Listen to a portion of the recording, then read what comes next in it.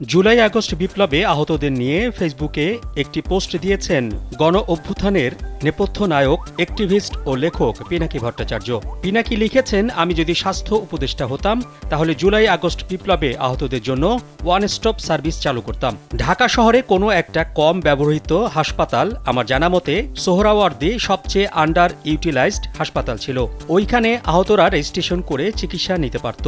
এর মধ্যে চক্ষু, thoracic surgery, orthopaedics, casualty, gastro intestinal surgeon, neurosurgery, ICU, high dependency unit, physiotherapy, psychology counselling, plastic surgery, কৃত্রিম অঙ্গ সংস্থাপন ইউনিট এক জায়গায় আনা হতো।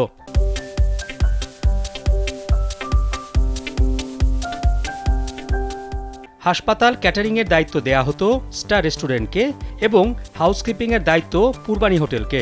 বাংলাদেশের সেরা ডাক্তারদের, সেরা নার্সদের পোস্টিং করা হতো। যাদের বাংলাদেশে চিকিৎসা সম্ভব না তাদের বিদেশে পাঠাতাম, বিশেষ করে মালয়েশিয়া। টাকার বিনিময়ে কিছু ভালো ডাক্তার কিউবা থেকে আনার ব্যবস্থা করা হতো। আহতদের প্রত্যেককে ফ্রি হাই স্পিড ওয়াইফাই সুবিধার টিভি ও ল্যাপটপ দেওয়া হতো। আশেপাশে বাসা ভাড়া নিয়ে গেস্ট হাউস বানানো হতো, যেখানে আহতদের পরিবারের 2 জন সদস্যকে ফ্রি থাকা খাওয়ার সুবিধা রাখা হতো। একটা পুনর্বাসন ইউনিট করে বিজনেস গ্রাজুয়েট দিয়ে আহতদের পুনর্বাসনের পরিকল্পনা ও বাজেট করা হতো। এই বাজেট অন্তর্বর্তী সরকারের কাছ থেকে নয়, দেশের ব্যবসায়ীদের থেকে নেওয়া হতো বলে পোস্টে উল্লেখ করেন।